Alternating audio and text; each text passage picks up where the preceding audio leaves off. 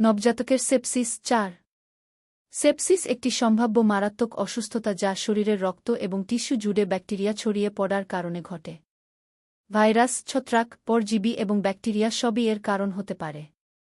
এর মধ্যে কিছু সংক্রামক এজেন্ট মা থেকে সন্তানের কাছে প্রেরণ করা হয়, অন্যরা পরিবেশ থেকে বাছাই করা হয়।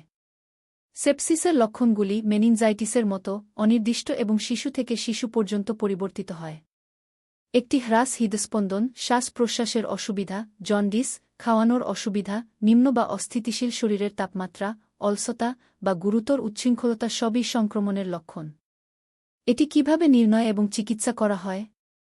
চিকিৎসকরা রক্তের নমুনা সংগ্রহ করেন এবং মাঝে মাঝে সেরিব্রোস্পাইনাল ফ্লুইড এবং অন্যান্য শারীরিক তলগুলি পরীক্ষা করে দেখেন যাতে সেপসিস নির্ণয় বা বাতিল করার জন্য ব্যাকটেরিয়া বা অন্যান্য সংক্রমণের সন্ধান করা যায়। বেশিরভাগ ক্ষেত্রে তারা একই ওয়ার্কআপে সেপসিস এবং মেনিনজাইটিসের জন্য স্ক্রিন করে। যদি একটি ইতিবাচক রোগ নির্ণয় করা হয়, তবে বাচ্চাকে তার হাসপাতালে থাকার সময় অ্যান্টিবায়োটিক দেওয়া হবে।